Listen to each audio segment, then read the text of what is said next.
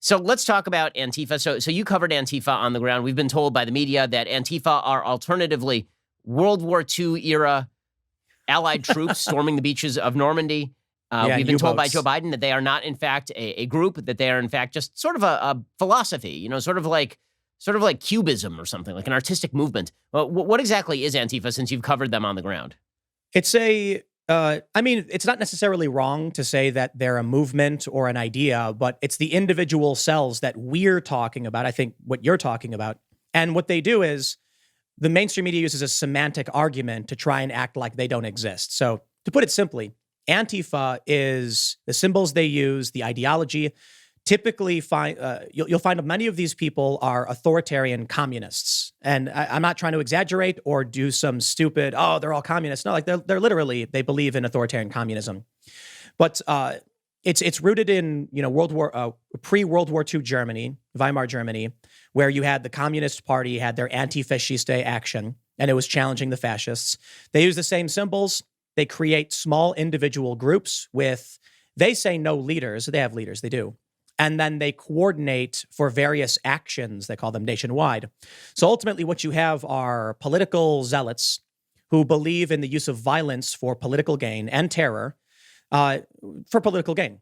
What they'll do is they'll tell you, and they'll have allies in media tell you, there's no such thing as Antifa. It's not a group. Well, that's a semantic manipulation. They're playing a game here. If I say Antifa came out in Portland and attacked people, I'm talking about Rose City Antifa. It's a legitimate group. They have membership. They have membership drives. They put out, flyers or they put out a website saying, here's how you join our group. They have their own merchandise that says Rose City Antifa on it. So it would be like, the media is trying to use wordplay to trick you into believing that these various groups don't exist.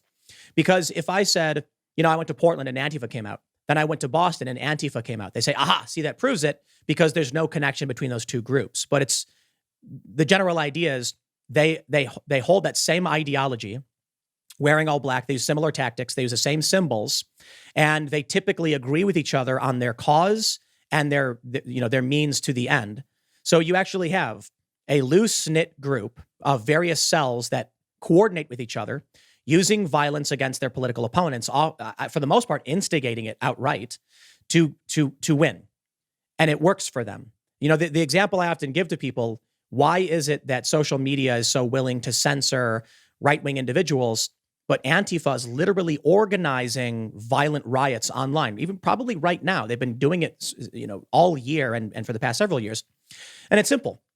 Antifa in, say, San Francisco, in the Bay Area, they'll show up to the headquarters of these big tech companies and they'll trash the place. So these companies say, well, leave them alone.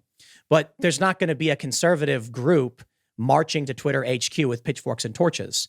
So long as big companies keep giving Antifa what they want or showing them their tactics work, they'll keep doing what they do. As for the loose-knit nature of what they do, it's all on purpose. The reason why they don't have an official nationwide organization is it's actually really easy to understand when you look at the Proud Boys. Obviously, the Proud Boys and Antifa are not the same things, but there are similarities in that you have these groups that fight on the ground. The Proud Boys have a chairman, Enrique Tarrio. Well, they've banned him from dozens of banks. They've banned him from all these different platforms. You give someone a leader, they use that to actually try and discredit the rest of your group. Antifa knows this. I've actually talked to people going back to Occupy Wall Street who have straight up said, no leaders. As soon as you put someone up, they'll smear, they'll character assassinate. So it is on purpose they say they don't have leaders. However, law enforcement knows who the individual cell leaders are, I would imagine. And I think some of them got doxxed recently. So it's really, it's not, their tactics aren't perfect, but I will say the left is much, much better at street level organizing than the right. And so you end up with a media narrative that can't understand what Antifa is or outright defends them on purpose. I think there's two things. You've got the activist media that hates Donald Trump, and they're saying, Antifa is no big deal, but they're saying it because they want to protect Antifa. You then have these local reporters, these people who are probably, they have good intentions. They're trying to be objective and fair, but they can't grasp the concept of Antifa as a group because Antifa has specifically obfuscated what they really are. So you can't report on what they are. Then you get someone like, say, Andy Ngo or Elijah Schaffer.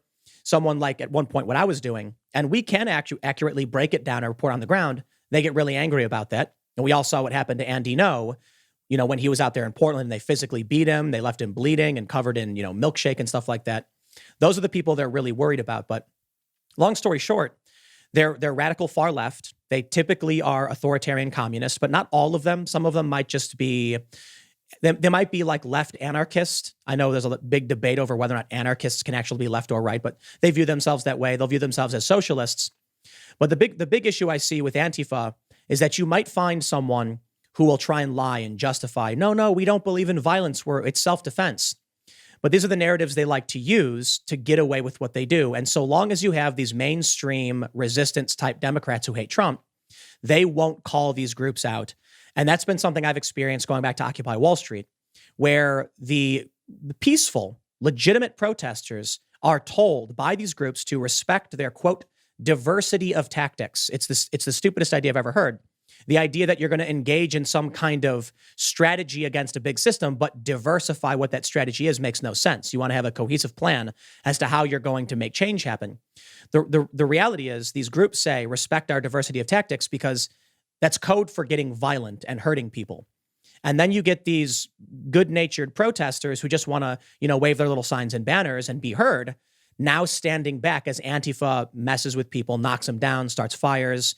So I will say, I think Antifa, for the most part, is a colloquial term we use to describe the far left extremists who use what's called the black bloc tactic, where, they wear hoodies, they wear masks. I don't know what we'll call them in the future. We just called them the black bloc anarchists, 10 years ago. Now they're Antifa.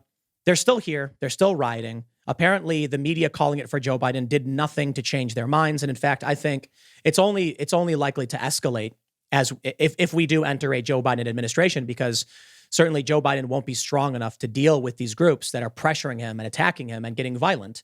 And we already saw this. I believe recently they attacked a DNC headquarters saying F Joe Biden. Did you know that every like on this video creates one additional leftist tear gleaming in the sunshine? Don't ask me why. That's called science. To take advantage of this amazing opportunity, hit the like button.